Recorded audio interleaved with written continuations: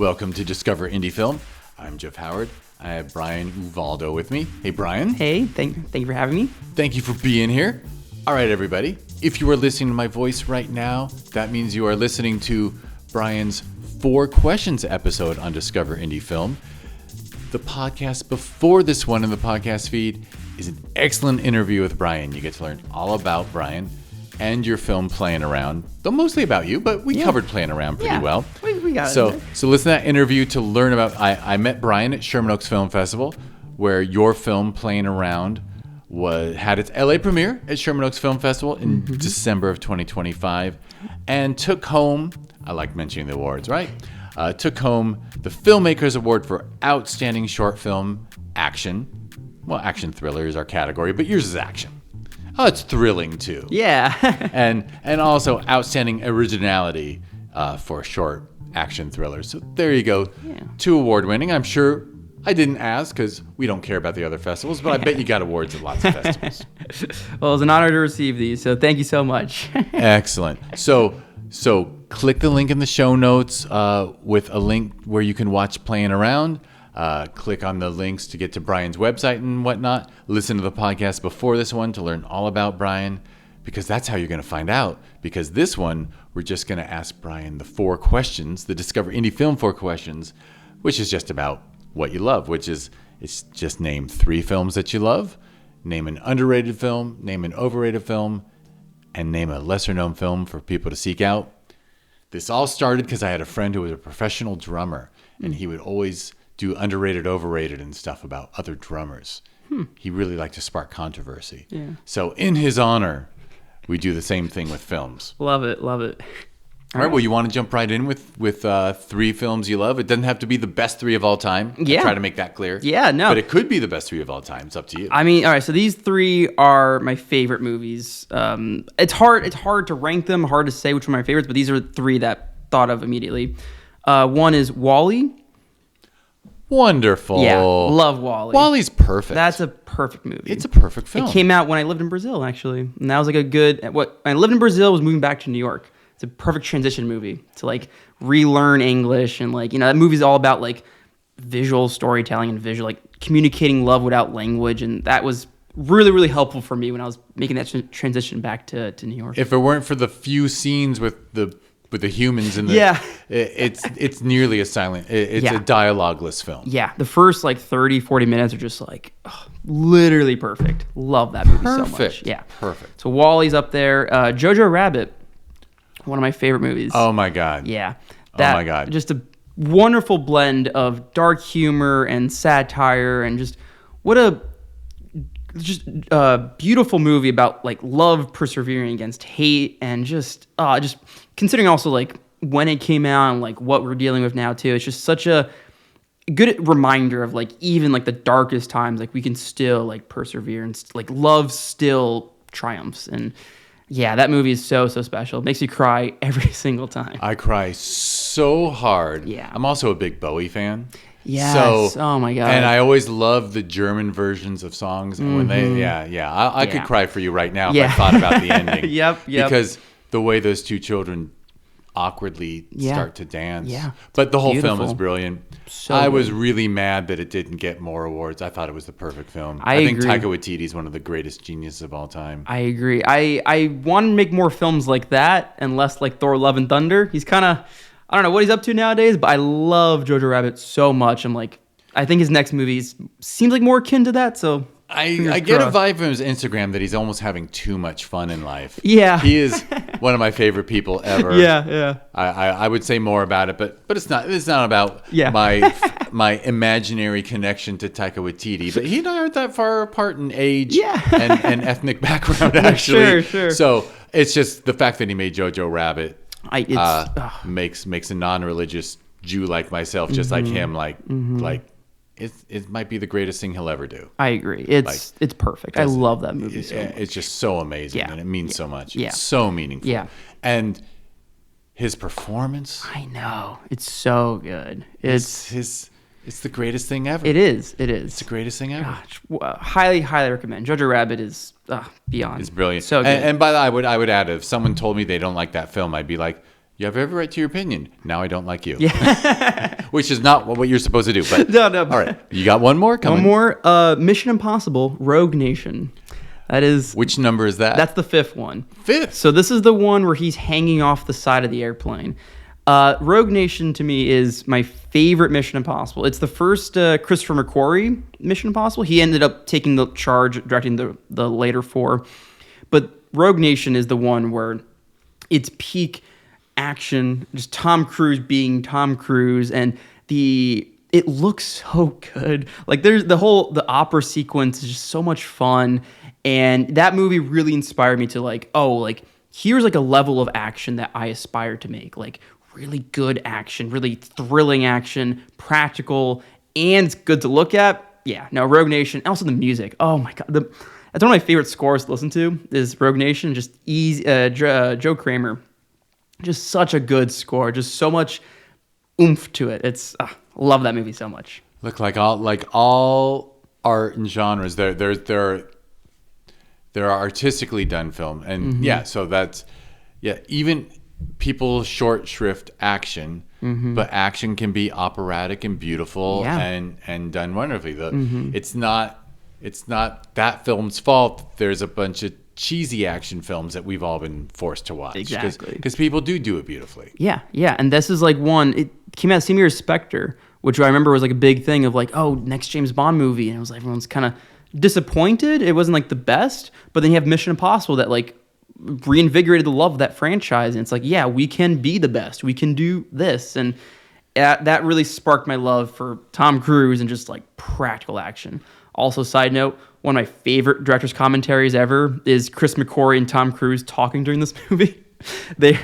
It's so funny because every time McQuarrie is like breaking down, like, oh, like we're doing this, and Tom's like, oh, that hurt, ooh, that hurt, ow, ooh, yeah, that hurt a lot. It's such a funny combo. and sometimes I try to tease Tom to friends, and but friends in the know are always like, he's a bit of a genius, and he understands the camera, and he understands the director, and he is the producer of those films. He is, yes. Even if he's just talking about his wounds, he actually is a big reason why they're exceptional, I suppose. Yeah. Yeah, I've given up on James Bond, actually. I can't remember the last time I watched one that I was really delighted by. Yeah, I mean, I'm excited for the next one, though. Denis Villeneuve's directing it, so... Love him. So I'm like, I'm there day one. Let's see. Are they casting a new James Bond? They've been casting for years. We don't know yet. We don't know who it is yet. All right. But good enough. We'll see. Yeah, I don't know. I couldn't. All right. Yeah. Question number 2 is a film you feel is underrated. Underrated. Okay. I can't lie. The underrated, overrated were really hard for me. But underrated, I'm going to go for Gremlins 2. Excellent choice because not a lot of people, but yeah. So Gremlins 2, the new batch, is a sequel to the very famous Gremlins, the first one. It's a beloved holiday horror Christmas movie. That and Temple of Doom inspired the PG-13 rating. Fun fact. I love the first Gremlins so much. It's a fun, borderline family film. It's a little dark for families, but it's also just so... Don't they do a sexy gremlin in that one? Yes. They do the busty gremlin. No, that's the second one. That's the second I thought I was talking about the second one. Oh, yeah. So the first one's the first family, one, was edgy. More cozy. The second one, Joe Dante, the director, just goes all out. He's just like, all right, I'm going to make a sequel. I'm going to do everything. He throws everything at the wall. It satirizes everything before it it's a fun satire, it's a fun comedy. It opens with a Looney Tunes intro. That's how you know, oh, this is what kind of movie we're watching. And it just fully leans into the absurdity of it. It makes fun of itself while also having fun. It's ridiculous. It's so much fun. I got to watch it twice last year in theaters here in LA. There's a really fun bit in the movie that Vidiots did in person. They actually had real gremlins like perform at the projector. It was so much fun. I love that movie, and it's the best Gizmo puppet. He looks so much better in 2 than in 1. It's unbelievable. Like Gizmo in Gremlins 2 is what Gizmo looks like. I love that movie so much, and not everyone has seen it or knows about it because the first one's so popular. But Gremlins 2 is so much fun. Highly, highly recommend it. I'm gonna have to ask our kid because also I think Gremlins is a show that is infiltrating childhoods even today. Yes. Right. Like yes. like our current 18-year-old, she had a Gremlins phase. Yeah. So I'm gonna have to ask her about what she thought of 2. Yeah, I watched the first. I got the DVD of the first one. I was pretty young, honestly. I think it's probably a few years after I got back from Brazil, so I was like 10, 9, and I was just like, Gremlins. Like, oh, I love Gremlins. I watched 2, and I was like, I love 2. How many did they do? Only 2. Only 2. So Okay. they've actually just greenlit the third one, which I'm like, we'll see. I'm curious. Chris Columbus is directing it, so and the guys who wrote and directed Final Destination, the new one, are writing it. So I'm like, Interesting. cautious. But if they do it old school practical, I hope they do. yeah. Whereas if it gets all digitized, then You lose the magic. Yeah. So we'll see. But again, as long as they keep Gizmo, that puppet, I'm happy. Phoebe Cates was in the first one. Yes, she's in both. I would love if they pulled her back in know, for this right? new one. I Yeah. don't think she does much. She's just too happy being Yeah. someone my. Okay, so anyway, Yeah. overrated is the next one. Yeah, all right. Overrated. This was a hard question because I don't particularly talk about movies in a negative light, but this is the only thing I could think of. So sorry to all my friends who I know this will bother, but a film I thought was overrated recently was Hamnet. I didn't love it. It didn't really resonate with me. I think it's a beautifully made movie. I think Chloe Zhao is an incredible director. I don't know if I saw it at the wrong time or if time of my life it's not. I don't know. Like something about it didn't resonate with me, and it resonated for all my friends. Everyone I talked to, it's like one of the greatest movies ever, and I'm like, I wish I could talk about it in that same light. I don't see it, and I think it's just a me right now. I think maybe me in 10 years will be like, this is one of the greatest things ever made. But for now, my current opinion is I think Hamnet is overrated at this time in 2026. Give me 10 years and I'll revisit it. All right, full disclosure, I haven't seen it yet because Okay. I'm always in the thick of a festival season and have to watch screeners. Yes, but yes. also, did you see it before or after all the nominations and such? After. So I knew. So you knew the hype. Yes. So, because often it's the expectations game. So, one thing I always like to note is that second viewing always means more than the first. And we don't get to watch movies twice that much anymore because Yeah. there's too much content. There's Yes. too many streaming services. But back in the day, you always saw every nominee 2 or 3 times because you'd be renting them at this video store and you'd like, let's take that one because it was 2-for-1 rental night. Yep. And yeah, so you often really need that second viewing to really know how you feel. Yeah. And so I totally and when you see something after all the hoopla and after everyone tells you it's the greatest, Yeah. that is the worst situation to watch a film. Yeah, and I don't want to ruffle any feathers of Hamnet either because I Yeah. think it is a beautifully made movie in its own right. It didn't affect me in the way I thought everyone was saying it would, and it just didn't. I just wish I'd seen it so I could throw in like a snide comment like, But- I mean, look, it was great, but not as good as Weapons, and that didn't even get nominated. Hey, no, Weapons, but it Well, got we didn't nominate for Best Picture. It wasn't one true. of It should have. 9 did. Why wasn't it one of those 9? That's all I want to know. I agree. Because talk about original. But anyway. I know. Oh, Weapons So is that's why I would go overrated. Is like Yeah. that's. But anyway. Yeah. One last question, which is Yeah. a lesser known film for people to seek out. Yeah, this one this is one of my favorite movies of all time. John Frankenheimer's The Train. It's a 1964 movie starring Burt Lancaster. It's one of the last black and white action movies, and it's an incredibly exciting action thriller about basically it's 1944. The Germans have stolen all these French paintings and have loaded them onto a train, and they're shipping them to Germany. And the resistance have to stop this train without damaging the art that's inside.